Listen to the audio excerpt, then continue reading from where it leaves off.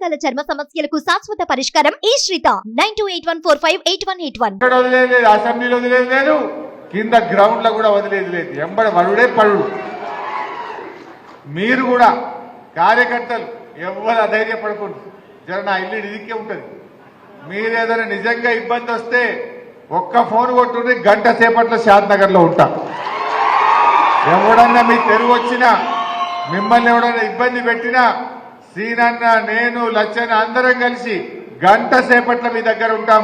కంటికి రెప్పలాగా కాపాడుకుంటాం. ధైర్యంగా ఉండండి. ఎవ్వరు కూడా అధైర్యపడాల్సిన అవసరం లేదు. మీ మీద అక్రమ కేసులు పెట్టినా, దాడులు చేసినా, మిమ్మల్ని ఇబ్బంది పెట్టినా మేమున్నాం. మీరెవ్వరు కూడా అధైర్యపడాల్సినటువంటి అవసరం లేదు. తక్కువ మా 39 మంది ఎమ్మెల్యేలు ఉన్నాం. అవసరమైతే బస్ చేసుకొని వస్తాం అందరం కలిసి. ఎక్కడ కూడా మీరు వెనకడుగు వేసేదే లేదు. ముందుకు పోదాం మనం. అట్లా అనుకుంటే, నిజంగా మన కేసీఆర్ అట్లా అనుకుంటే ఇవాళ తెలంగాణ రాష్ట్రం వస్తుండేనావే. ఆనాడు 2001లో జై తెలంగాణ అన్ననాడు మన అందరు పిక్చర్లు లెక్క చూసిరు. ఇది వచ్చినట్ట అన్నారు. ఒక్కడిగా బయలుదేరిండు మన కేసీఆర్. మొత్తం తెలంగాణను చుట్టుముట్టి ఢిల్లీని కదిలించి తెలంగాణ తెచ్చిండు మన కేసీఆర్. ఎన్ని ఇబ్బందులే.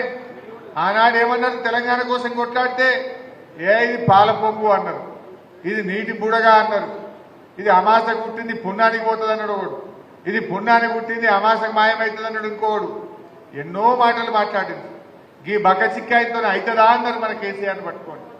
ఓ చంద్రబాబుకి ఎదురే లేదు, విజన్ 2020 అన్నారు. 30 ఏళ్ల ముఖ్యమంత్రి అన్నారు. చూడలేదా మనం? ఎంతమంది మన పార్టీని కేసులు పెట్టిండ్రు, ఇబ్బందులు పెట్టిండ్రు. అటు చంద్రబాబు అయితేమి, రాజశేఖర రెడ్డి అయితేనేమి, ఎన్ని ఒడిదొడుకులు వచ్చినా గట్టిగా నిలబడ్డం. ఢిల్లీని కదిలించి తెలంగాణ తెచ్చిన పార్టీ మన బీఆర్ఎస్ పార్టీ. చరిత్రలో ఉంటాం. ఎవరు తెచ్చిందా తెలంగాణ అంటే బీఆర్ఎస్ పార్టీ అంటారు, కేసీఆర్ అంటారు. మనందరికీ ఆ గౌరవం ఉంటుంది తప్ప ఈ రేవంత్ రెడ్డికో ఈ కాంగ్రెస్ పార్టీకో ఉంటుందా? ఏనాడన్నా జై తెలంగాణ అన్నోళ్ళ ఇల్లు. అందువల్ల ఏనాటికైనా ఆ గౌరవం మనకే దక్కుతుంది. మనం ఆ స్ఫూర్తిని కొనసాగిద్దాం. కష్టపడి మంచిగా పనిచేద్దాం. అర్థం అయితేనే ఉన్నది. ఇప్పుడే చిన్నగా చర్చ మోపైంది ప్రజల్లో. అయ్యో ఏమైపోయాయి అని అనుకుంటలేరా జనం? ఇప్పుడు ఒకరొకరు చర్చ చేస్తున్నారు. ముఖ్యంగా ఎన్ని మాటలు చెప్పిందే వాళ్ళు. ఈరోజు నా దృష్టిలో అయితే మనకు చిన్న స్పీడ్ బ్రేకర్ లాంటిది. రోడ్డు మీద పోతుంటాం, స్పీడ్ బ్రేకర్ వస్తే ఏమవుతుంది? బండి కొద్దిగంతా స్లో అవుతుంది. దాటినాక పికప్ అవుతుందా లేదా? మనం కూడా గ్యారెంటీగా పికప్ అయ్యేది మనమే. మళ్ళీ రాష్ట్రంలో ప్రభుత్వంలోకి వచ్చేది కూడా మనమే. వాళ్ళ పరిస్థితి ఏందో మనం చూస్తారేమో. మొన్న అసెంబ్లీలో ఆగమాగం ఒక విషయం మీద ఒక ఐడియా లేదు. పోయిండ్రు ఢిల్లీలో. ఆయన మన ప్రాజెక్టులన్నీ కృష్ణా రివర్ మేనేజ్మెంట్ బోర్డు అంటే ఢిల్లీకి అప్పచెప్తామని సంతకాలు పెట్టొచ్చింది.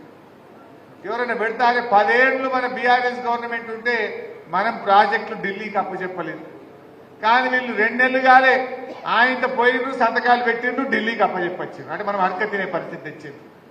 ఇలా మళ్ళా బీఆర్ఎస్ పార్టీ ఉద్యమ పార్టీ లేచి నువ్వు గట్టెట్లు అప్పచెప్తావు, నీ సంగతి ఏందని గల్లా పట్టుకొని గట్టిగా అడిగితే అబ్బా మేమే బబ్బెబ్బే అన్నారు.